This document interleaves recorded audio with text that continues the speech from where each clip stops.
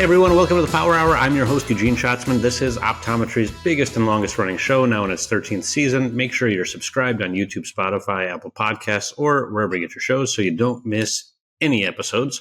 And speaking of not to miss, today's episode is a pretty special one. I am joined by Brad and Brian Manning. These guys are also known as the two blind brothers, and their story is equal parts entertaining, inspiring, and also kind of educational for us as business owners. See, these guys were both diagnosed with Stargardt's disease when they were kids, and years later, they launched a massive clothing brand that now donates every penny of profit to research for blindness. But that is just the start.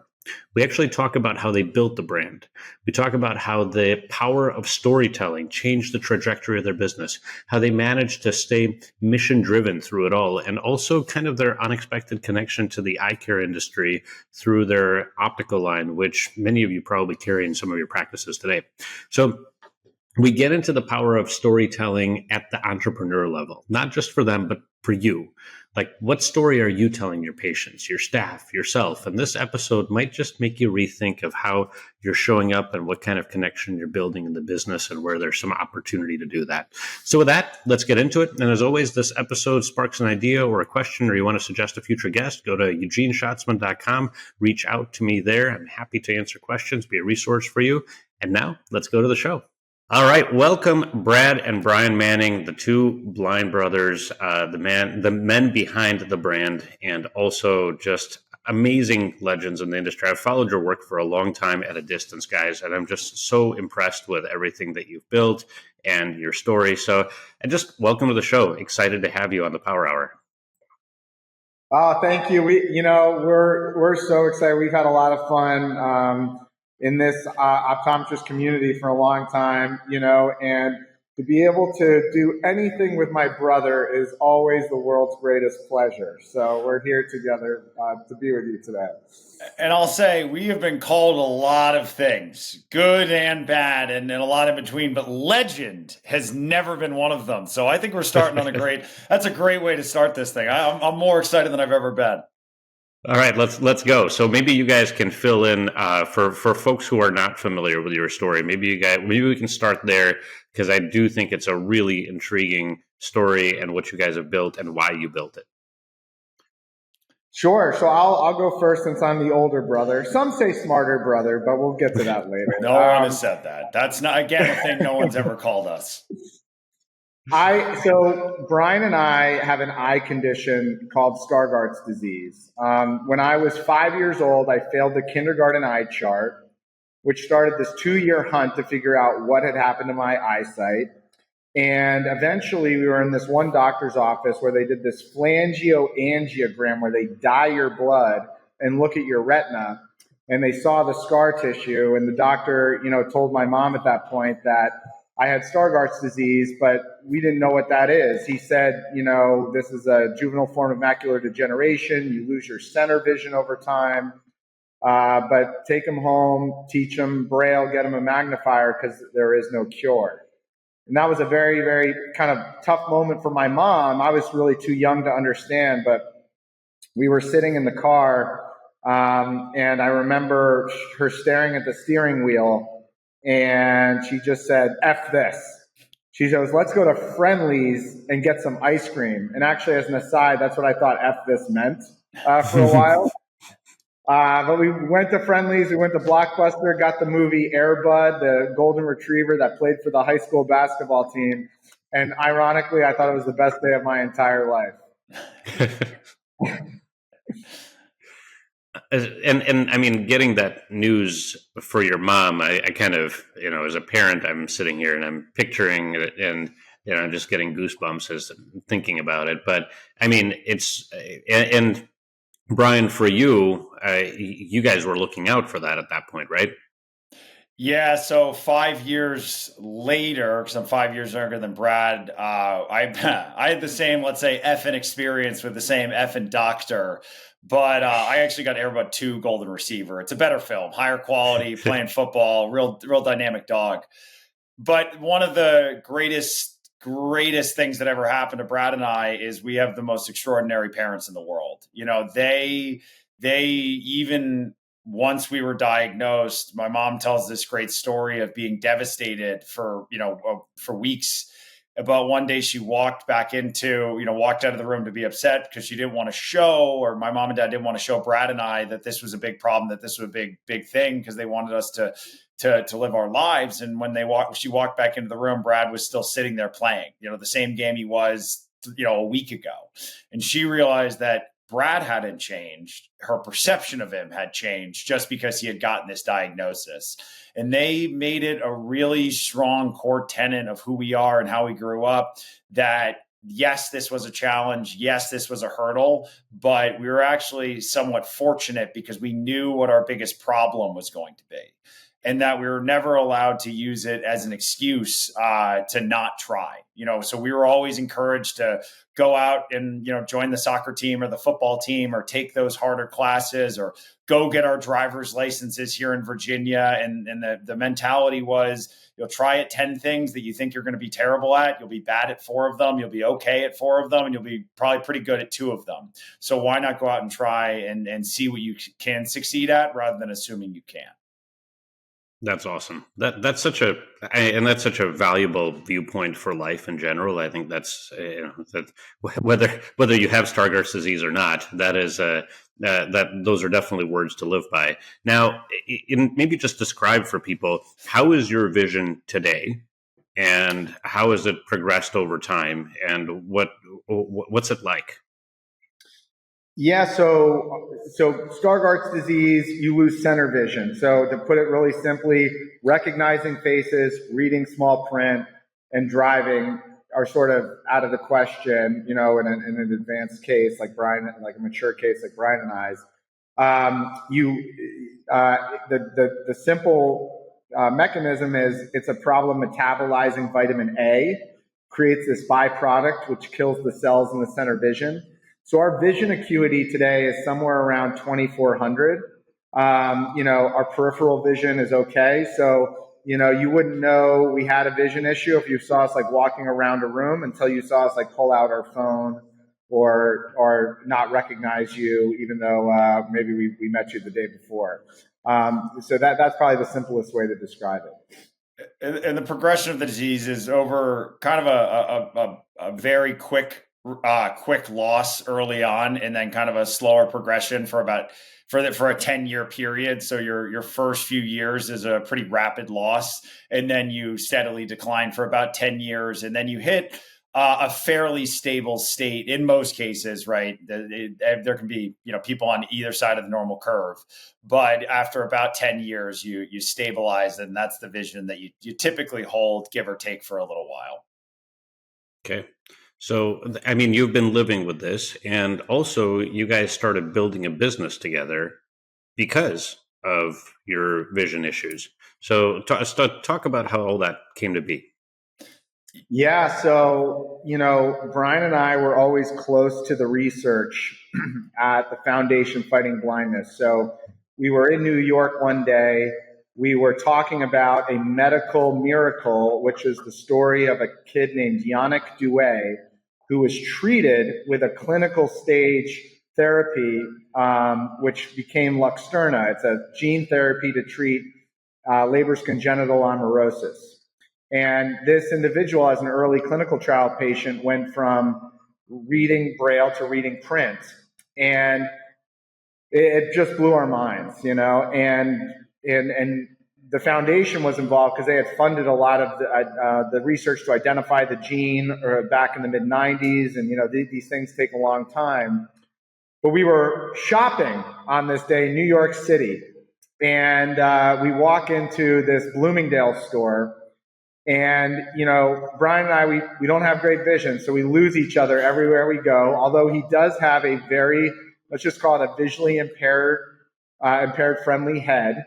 You can spot it even if you don't have the best eyesight. It's not a trick of your iPhone. It is that big. I mean, if you were on a real monitor right now, it would be almost intimidatingly large. This is a great shout out for our YouTube channel because we get a lot of people listening to the podcast. But now you gotta go on YouTube and watch it. Just for Brian's head. I can promise you don't have a pair of frames in the shop that fits this thing. Okay, like when this client comes in and says the biggest pair you got, you go to that drawer down 3 on the left hand side. Those don't work. He's actually sitting 50 feet back from the camera, even though that's what makes his head look like it fits in the frame. But Brad, it's funny when I say it's hurtful when you do. Okay, go ahead. Keep going. Sorry. So we lose each other in this store. And, when you're shopping and you don't have the best eyesight, before you can read the sizes, the prices, the labels that well, we grab the item and figure out if we just love the way it feels. And on this, just fateful day, we ended up walking out of the store 30 minutes later, and I was like, oh, what'd you get? And we had both coincidentally bought the same exact Henley shirt. And we were just, because it was the material just felt so good. And of course, we played rock, paper, scissors to return the shirt. I wasn't willing for both of us to walk around in the same exact shirt, even though now we have our clothing brand. We wear the same stuff all the time. But he lost. He had to return the shirt. But when he came out, we thought, we had a little epiphany. We thought, what if there's something to this? What if we started a project, a clothing brand with 2 simple missions? 1, apply that vigilance to touch to make the softest clothing in the world. And 2, use this as our vehicle to fund the next cure for an inherited retinal eye disease by giving 100% of the profits back to preclinical retinal research. And that's when we had our light bulb moment for 2 blind brothers. Yeah, it's amazing. And what a story, what an inspiration. And then you guys built this into a pretty massive business. So talk about that. Yeah. Maybe talk about the early days before it was a massive business. Okay, so you got this idea. How do you move forward with this idea? About 650 mistakes a day. Thank God none of them were crippling. But we had some friends that live, in New York City. A lot of people work and live in fashion. So we had some great friends in the fashion industry. And we solicited fabric books from all over the world because, we're this vigilance to touch was what's critical. But Brad and I have no background in fashion, apparel, garment manufacturing, marketing, branding, sales, website development, basically anything related to what we wanted to do, we had no expertise in. And so we just brute forced it. So we got fabric books about 5 feet tall from all over the world. And we'd sit in this coffee shop in the West Village in Manhattan and just go through one by one, once or twice a week. And, we had a yes pile and a no pile, and then a smaller yes pile and a bigger no pile. And then eventually we get down to that last final one, and Brad pulls it out and he's feeling it and he's looking at it. He goes, Brian, I'm telling you, this is the one, buddy. And he's so over the top excited. And then he's like, oh, okay, all we got to figure out now is just, quick question. Do you know how to sew, Brian? And I was like, yeah, Brad. I've been a seamstress for 30 years now. Check out my Etsy page. Have you never been to my sewing room at my 500 square foot apartment? And so we found this garment manufacturer up on 36th Street in the garment district. And then we had a friend who was a Starbucks barista by day and a videographer by night. And we were going to go out and sell our 200 T-shirts on the internet. And something really miraculous happened. We made this video that really just talked about our story, talked about being brothers, talked about our lived experience, talked about our mission to cure blindness. Actually, really didn't even bring up the shirts in any meaningful way. And we posted it on Facebook. And to give you some context here for anybody out there who doesn't feel like they have a big Facebook or Instagram or social following, at that time when I posted something, I would get like 2 likes. It would be one from my grandmother and one from my grandmother's second account. She has 2 different on her phone and computer. She's not great at the tool, but I'll take the likes, right? Like the number's good. And then this video just happened to catch fire, and it went very, very viral, tens of millions of views and shared around the internet. And that kind of started this cascade of experiences and coverage that really catapulted the brand from kind of obscurity to the spotlight. Yeah. And I mean, there's a lot to unpack there from a storytelling standpoint. And I want to maybe come back to that point in a moment. I want to hear more about how you guys built the business and really what the business is doing today, so people can kind of take that. And when was this, Brian? You just told the story. 2016, May 24th of 2016? Yeah. Okay, so we're filming this around the same time of year in 2015, or sorry, 2025. Sorry, backwards in a moment. So we're now in 2025. So 9 years later. Talk about the size of the business and what it's doing, and then we're going to go back through a couple of steps. And I actually really want to go back to your storytelling point. Well, we can't believe the adventure and the pace of what this has done. It's really a testament, frankly, to people like who have lifted up the story, including things like this. We've just passed, I think, 600,000 customers. We've contributed $3 million to charitable partners. About half of that is a direct donation. Half of it is through our supply chain, paying 501c3s that employ blind workers to do some of the supply chain and manufacturing or assembly for us. We have an optical eyewear line that's in thousands of locations now. It's unbelievable. We have a full collection. We have guide dog, plush stuffed animals. We have all the clothing in the world that could make you super cozy. We've had the chance to meet heroes of ours. We've had great endorsements from people like Richard Branson, Ellen DeGeneres, Lester Holt said we have a hot clothing line and famous fans, which was remarkable when we heard him say that for the first time. So we've just had a great adventure with it. But I have to say that the most important thing that happened for us since the start was, even though we started this to have fun and to help the foundation fighting blindness, it's really about the community. When Brian and I had this personal story, we hadn't really met that many people with retinal eye disease.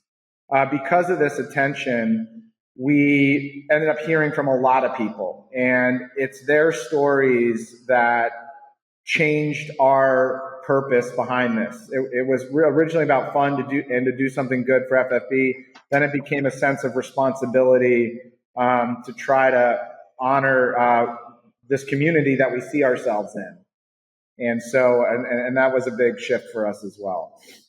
Yeah, I mean, kind of incredible what you've built over 9 years, but I think you're absolutely right. It's kind of this, it's the viral nature of this story. It's two guys with an eye condition decide to go into business and to help solve this problem for other people in the world, and to do that with a clothing company. But by the way, I will say, although you guys paid me to do this, I will say softest pair of socks that I own.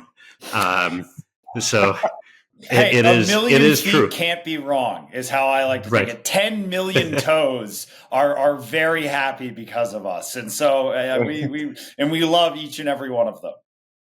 Yeah. Well,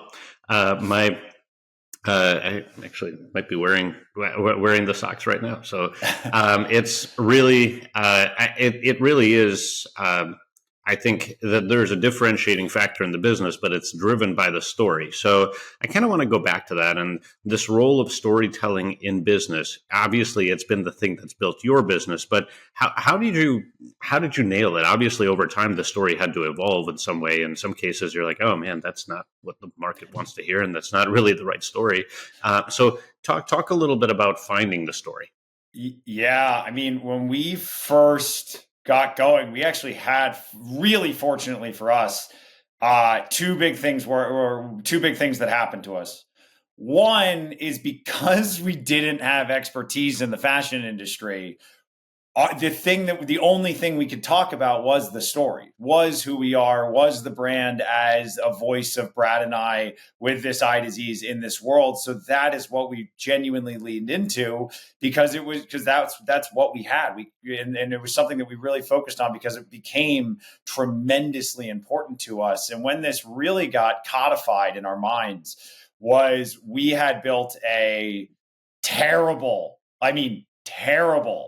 Squarespace website, right? Like a website that you go to and you're pretty confident they've stolen your credit card information. Like the type of website a dumpster fire. And I want to give Brad a ton of credit for building it. It was entirely his. And so we had this awful website, but we were trying to sell our shirts on it. And we had this kind of about and story section on it where we were very, very fact forward. It was, Two Blind Brothers' mission is to cure blindness by donating 100% of our profits to preclinical retinal researchers through partners like the Foundation Fighting Blindness and the Gun Harrington Foundation, to promote early stage eye research so that eventually they can get into clinics and go to commercialization, ultimately through partners, so that we can help find cures for the future. And it was really boring. And again, I want to repeat this. Brad wrote it. It was awful, and it was all Brad. I'm really proud of him for at least putting himself out there. Well, but you memorized it, so I got to give you some credit for that. I have a shockingly good memory for terrible things. So we had this, and it was really interesting. It was all factual, it was all true, and it was all informative, and it was all helpful. But everyone kept asking us a bunch of questions about it. Why do you work with this researcher? Why this foundation versus this? How are the funds actually donated? Where can they go? Everybody had questions, but no one really wanted to do more than that. And then when we changed it to something we talked about earlier, about 2 7-year-old boys that were diagnosed with a retinal eye disease in a doctor's office and told they're going blind, and we've made it our life's mission to change that conversation into that doctor's office to there is hope. Something miraculous happened. We had a gentleman reach out literally like a week after we made the adjustment and said, "Hey, I don't know anything about retinal eye disease, but I love what you're doing. I've been in the fashion industry for 30 years. Let me help you guys out. What can we do?" And that little shift, that going from telling super factual informational pieces to telling the story of why we're doing this, changed it from questions to how can I help? And that shift is genuinely what we've carried through our whole brand. And we believe it's one of the largest contributors to why we're successful. Yeah. And, I can't, as a marketer, I really can't understate the value of what you just said. I want everybody to pause for a second and just think about what Brian just said. And if you need to go rewind and say it, the reality is that what you said connected, and like I heard it, and it kind of gave me goosebumps to think about 2 7-year-old boys in a doctor's office being told that they're going blind. Like I have an emotional connection to that as a human. I don't have an emotional connection to, percent of profits go to this and whatever. To facts, right? I have an emotional connection to story. And I think any business and I'm thinking about this for my business, I'm thinking about it for my clients, and I immediately I'm kind of thinking about it for all the listeners. It's like any business can tell a story, right? There's a reasonable why behind some of the things that you're doing, whether it's the patient that you helped who was able to inspire you to come to work the next day, or whether it's the fact that, you had some sort of family, something in your family that you really wanted to see happen better in the future, or just, for me, if I were to become a doctor, I'd become a doctor because every doctor that it's really freaking hard to find a doctor who seems like they care. And at least in my part of the world, and I live in Cleveland, and there's some big hospitals around here who shall remain mostly nameless, but it might be obvious. So there's, and many of the providers are unfortunately bound by the rules of these large hospitals. And so even if they want to care, all they can do is care in 7.5 minutes that their EHR allows them to be in the room, right? And so my My thinking is, what's the experience? What's the story that shaped you? If you're the listener of this podcast, but you guys got any more tips on that? As I'm thinking about it. I got one more, and I'm going to cut Brad off because I love this more than he does. I'm just going to tell you that right now. It's my favorite child, like I'm our parents' favorite child. Is and that you brought up what is always the inevitable next question. Okay, Brian, I think this is awesome, but I wasn't born with a retinal eye disease. I didn't start a clothing company. I don't have a brother with a suspicious amount of gray hair. I don't have any of these things, and. Oh, he's on fire today.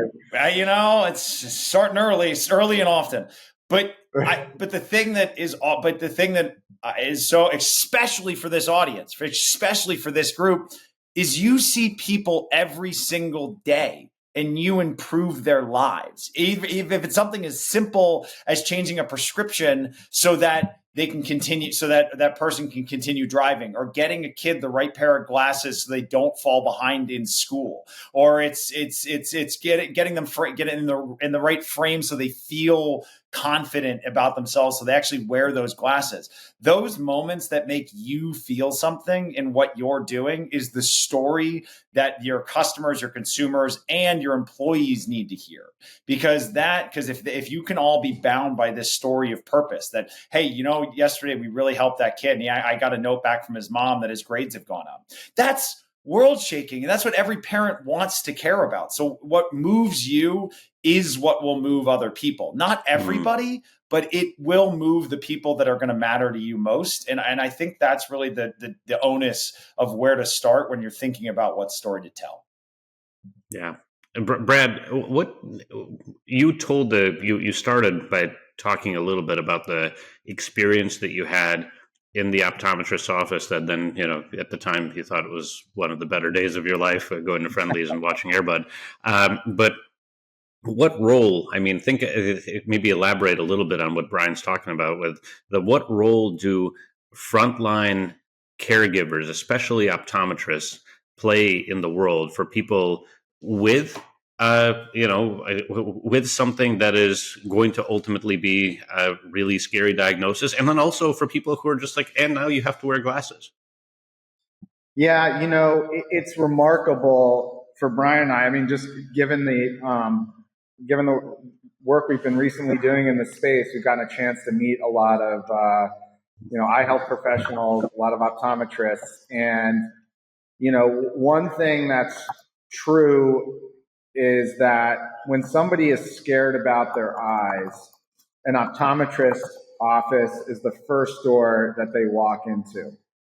And that is that sets them on their journey of taking that next step. So, as Brian said, sometimes it's simple, but one thing we've come to appreciate is everyone is terrified about their eyes. Brian and I have this experience all the time. We'll be like talking to some friend and they're like, oh my gosh, you won't believe it. The other day I found out I've got this macular pucker and they say my vision could get as bad as 20/60. And I'm like, we're very empathetic, but I'm like, we're not the right audience for this. I'm thinking of my buddy David. I'll send him this clip. But the fact of the matter is that fear is real, and we had special moments with many optometrists. We because we got state services. We learned to read Braille and things like that. We would go see our optometrist for our evaluation each year. When Brian and I were trying to get our licenses for a short period of time. So like Dr. Brian Record, who was in our town and when we were growing up. These are very special relationships, and it meant a lot to us. Yeah. And, I think there's this other component of when people are delivering care, they can use that story component. It's not just about getting people in the door or reminding people why they should come see you, but they can also use that story during the process of delivering care, right? If you guys think about some of the more impactful conversations that you've had with caregivers, or some of what advice would you give to people from that vantage point? I think we talk about this a lot when we interact with families who are recently diagnosed, because when people Google retinal eye disease, Two Blind Brothers pops up, and we get customer service messages every day. And Brad and I try and take time. We set aside time every week to have those calls and talk to those families, because that's just an important part of the mission for us. The one best piece of advice that we always find is you have to meet people where they are. And, you can't like, I feel that I think that having Stargardt has actually been more of a blessing than a curse for me. It's given me a lot of opportunities. It's given me a lot of strengths. It's given me a lot of abilities. It's allowed me to do so many amazing things. But that's not the thing to tell somebody on the first day of diagnosis, right? Because they're not ready to hear that kind of news at that time.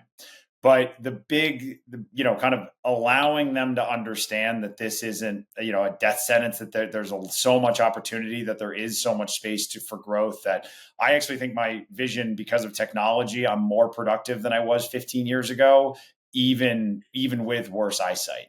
Because of the simple fact that technology has come to a place where my eyes don't have to see everything anymore. That my phone can read it. I can take a picture. I can see it however I want.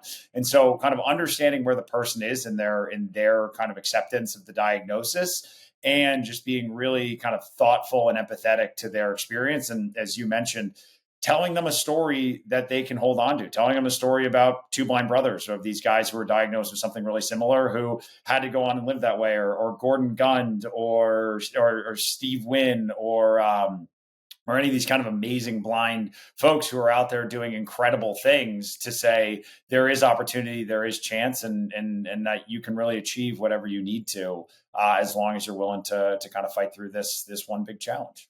Great insights on that, and I actually want to come back to the concept of how you're more productive because you understand some of the things that you do well at, and also some of the things that you don't necessarily do well at, and really maybe just some of your advice as a pair of business owners on running a successful business. We'll do that right after the break. Stay tuned, everybody, and we'll be right back. What if your practice had a frame line that could help cure blindness? Introducing 2BB, Two Blind Brothers, a purpose-driven brand from Lumia America, where fashion meets philanthropy. Founded with heart and vision, 2BB is inspired by two blind brothers who are visually impaired themselves. Their mission? To fund life-changing research to cure blindness. With 10% of all frame sales donated directly to the Foundation Fighting Blindness and other clinical retinal charities, this collection does more than just look good. It does good. And now Lumia America is on a mission to expand this impact by partnering with retail partners nationwide. Join us. Become a retail partner and help us make a difference, one frame at a time. As a partner, you'll not only support an incredible cause, but you'll also qualify for free marketing campaigns, exclusive materials, and national brand exposure. Because together, we can help see a future where blindness is no longer a barrier. To learn more or to join this growing movement, contact Lumia America today and find out how your business can qualify. 2BB by Lumia America. Look good, do good, see the future that could help cure blindness. All right, we're back on the Power Hour. I've got Brad and Brian Manning, the guys, the geniuses behind the Two Blind Brothers brand. And I think there's at least two or three things that I really want to talk to you guys about before we finish the show today. And one of them is, as both business owners and members of a community and parents, let's talk about finding strengths and finding weaknesses. And I want to build off of a comment that Brian made a little while ago about the fact that, he, as he's embraced this kind of concept of the way that you guys operate, it's turned into a way to be more productive and more effective. So, let's unpack that a little bit. Yeah, sure. I can start. I think one of the things that became apparent for Brian and I is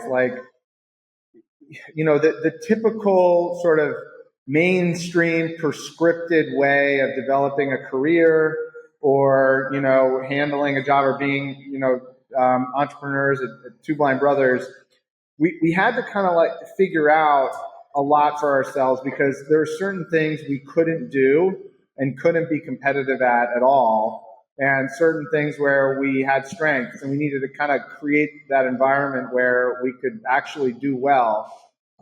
With Two Blind Brothers, it's a lot easier because we have control over that space. And so we hired a team that can handle all the visual work, for us. They've got great ways of, working with us and taking off a lot of the visual details and, things like, fine tuning edits on a website. That's something that, as Brian mentioned earlier, given my dumpster fire original Squarespace website, we weren't great at.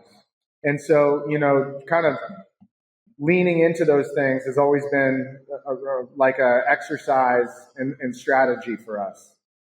Yeah, and one of the questions that I think probably most people are thinking about is, okay, well, like, look, let's get realistic here. So if I'm a business owner and I don't have star guards, and I'm thinking about how I find my strengths, okay, so let's start there. But then also, if I've identified things that I'm not so good at, I've identified my weaknesses that I want to delegate. If you're not really great at that, how do you know if somebody else is doing a great job at it? Like the next guy you hire to build a website, it might be marginally better than yours, but is it really a good one? And how do you tell if you don't necessarily have the strength in that particular area? I've got an answer. Go ahead, buddy. We learned this just through the entrepreneur's journey of like hiring and working with a lot of people. At the end of the day, there's a lot of good resumes and there's a lot of people that interview well. Ultimately, you really want to, 90% of the time, you just want to go with somebody who has done it and done it well before. There's too many mistakes, kind of thinking you're going to bring somebody on or hire somebody and the project's going to be a little different than their skill set. I think we've learned as entrepreneurs, it's just go with the solid choice. Somebody who has the experience, has the references, is the expert in the exact thing that you're trying to develop. That can give you a lot of assurance. Yeah. And then, you get into the point where you don't necessarily don't need to micromanage and train that person if they have the expertise. Ideally, they're the ones teaching you. You're not the one teaching them, right? Brian, you want to add anything there? The only thing I'll add is that, one thing that we've had to learn running this business is that there's a million challenges, problems, decisions that have to get made every single day. And you have to put faith and trust in these people. Once they've demonstrated an ability, you have to just say, great, I believe in Angela's ability to take over and do this thing. Because if you try and focus on all of it, the business doesn't get the opportunity to grow. It doesn't get the opportunity to move forward because you get too busy focusing on each and every tiny detail. And frankly, you're not going to make the right choice 100% of the time, or you'll make a almost optimal choice. And sometimes that has to be good enough. Just getting the thing done so you can keep moving the business forward has to be a priority on the smaller scale stuff. Yeah. And I think that's such valuable advice, because I think at some point you can't, if you're an entrepreneur and you're a practice owner and you're trying to see patients and you're trying to manage every part of your business, at some point you just need good people that you can delegate to, and you need to be able to hold them accountable. But maybe, it's easy to hold Angela. I don't know what Angela does in your business, but maybe there's some metrics and maybe there's some KPIs that you can hold her accountable to. And if she's within tolerance of what you're expecting, and it continues to improve, then, you don't necessarily need to micromanage how she does her job. Right. Totally. Exactly. Hear that, Angela? She's not going to listen. She's too busy with all the I'll problems. Send it to her personally. So, and I actually want to talk a little bit more about, as you guys have been finding, obviously you started a clothing company, and as you started this clothing company, your world, as you've described, has expanded, and your influence on the community of people who are visually impaired has expanded as well, which I think is fantastic. And then you guys got into glasses, and this is kind of interesting as well, because it sounds like, and I might have been there when you guys had first gotten introduced to the world of optometry, but you guys have become pretty influential figures in the world of optometry. And I think there's a lot of people who, again, love the story, right? They hear the story and they're really influenced and moved by the story. And so I think the optometric community may have just wanted to get involved, but that's where, your line of a line of frames came together. And so talk more about that whole experience. Yeah, I can. I'll start, and I'm sure I'll forget something, and Brian can correct me.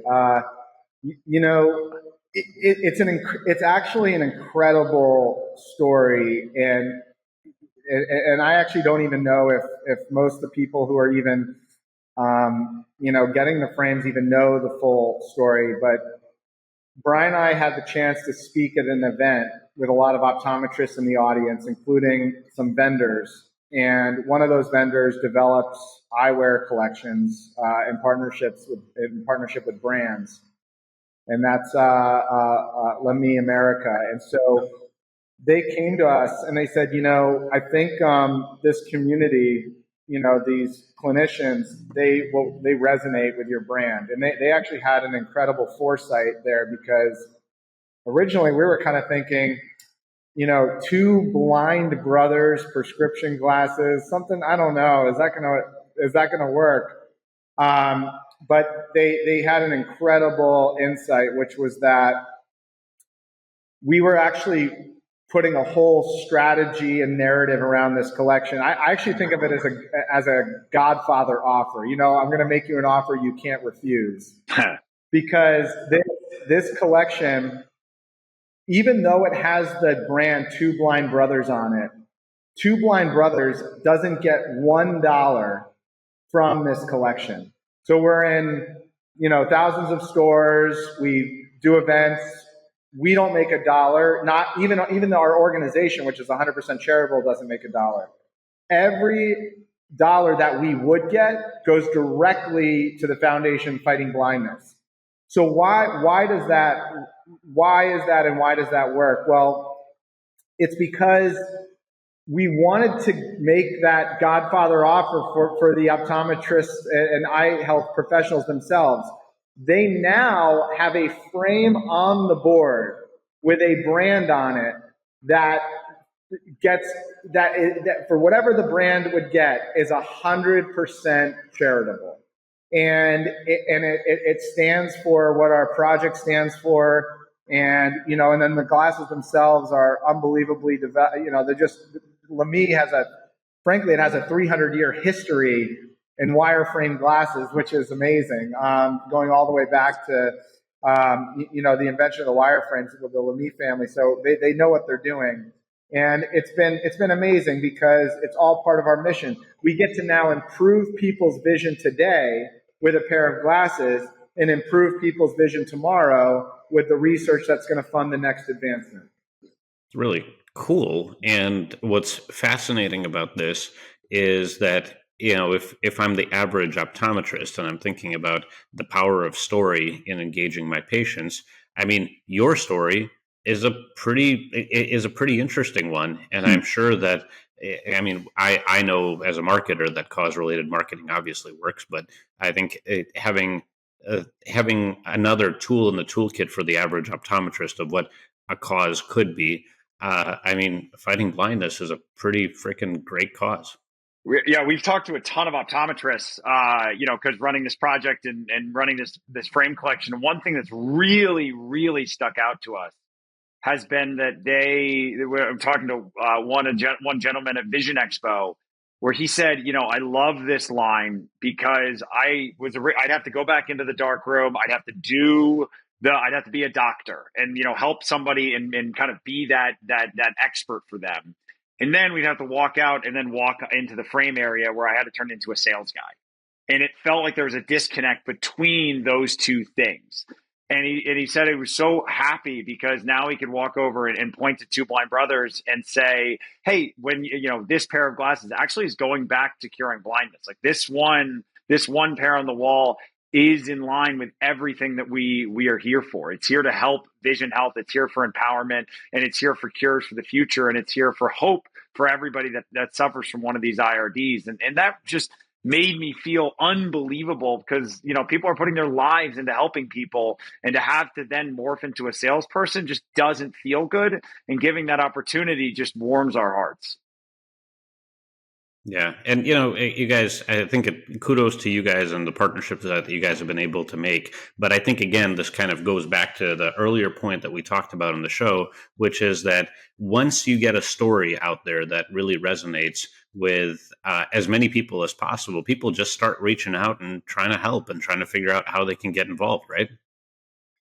That part has been the most unbelievable part because, some of the partners that we've gotten a chance to work with on this, they have their own proprietary brands and their own proprietary channels, and the fact that they've been willing to, different organizations and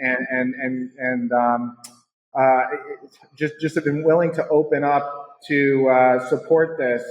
I call it an honest signal. So Brian mentioned, very early this morning to me that he's moving. And, I can call him up and say, hey, man, I would love to help you, but I'm in New York City right now. That's easy to do. But if I were to actually show up at his house and actually help him move, that would be an honest signal that I'm there to support him. So the fact that some of these organizations that have their own brands, have their own network of optometrists have invited us as a new brand that they don't have a financial interest in, it tells us a lot about the strength of this community and how collaborative it is. Yeah, really cool, guys. And I think that's it's absolutely, again, goes back to the power of having a compelling reason why somebody would be able to offer that honest help. We're going to wrap with this, and I'm going to kind of put you guys on the spot here, but you're obviously very successful business owners. You're very influential in the communities that you serve. I want to hear a little bit about some mistakes that you guys have made, either in business or on your journey to being successful in business. And I think it would be fun to have you guys tell one or two stories of things where things just kind of went differently than you expected.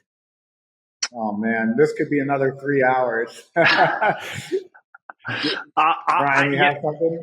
Yeah. When I was in my college years, I thought, Brad went up to New York and was working in finance. I thought, I should do the same thing. So I got an internship at a big, giant, reputable bank to be an investment banker, thinking, great, this will be the life. And I remember day one, I show up and there were 12 kids sitting in the room and they go, hey, 2 of you are going to get the job and 10 of you aren't. I was like, oh, shoot, probably not going to end up with, but I was like, I'm going to put in all the work. I can now compete.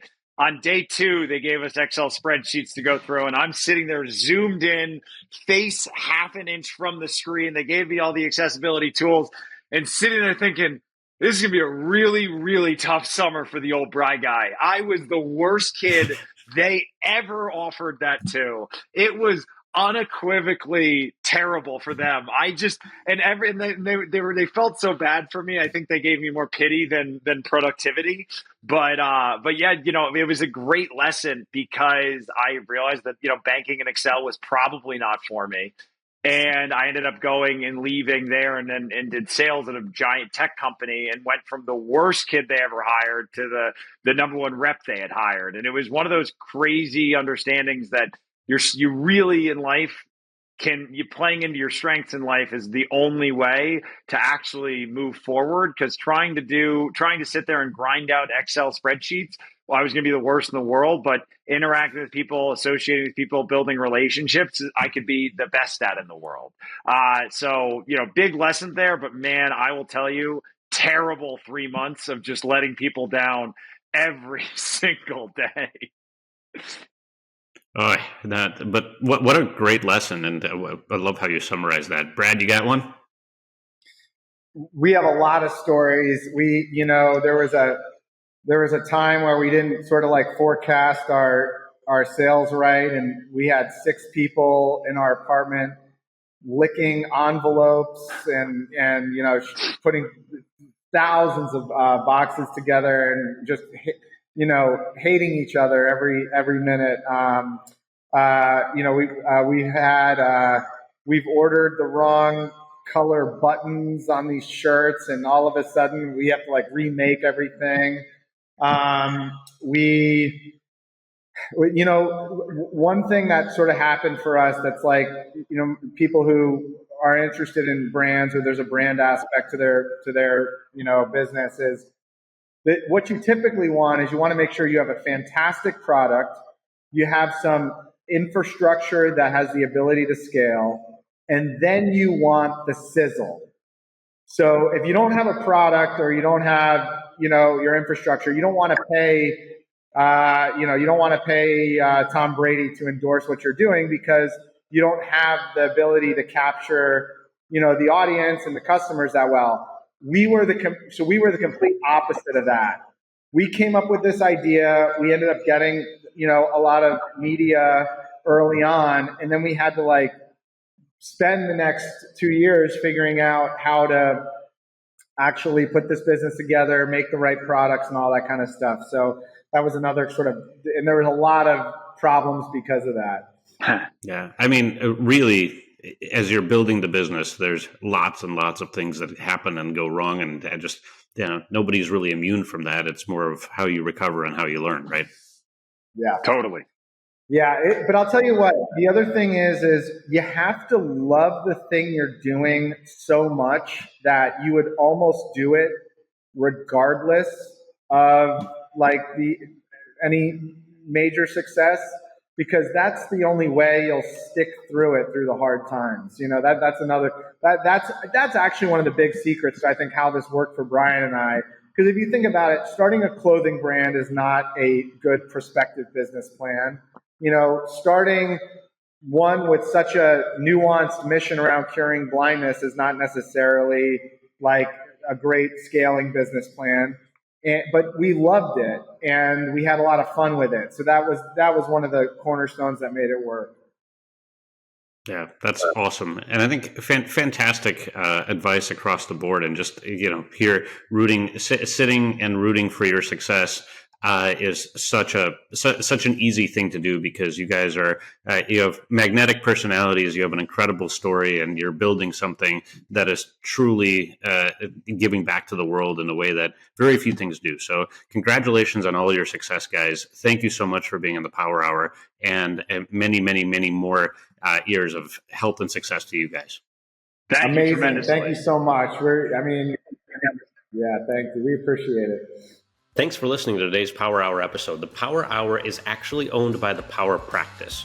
Power Practice is a premier consulting group who helps practices achieve freedom of time, confidently solve practice issues, and grow their practices. They do this by having coaches and OD consultants, people who have actually done it, been there, and they're ready to help. If you want to learn more, go to powerpractice.com. There's a bunch of free tools there. You can also get a whole bunch of information and decide whether it's right for your practice. Again, if you're looking for more time, you're looking to solve complex practice issues or grow, the Power Practice might be right for you. Go to powerpractice.com to find out more.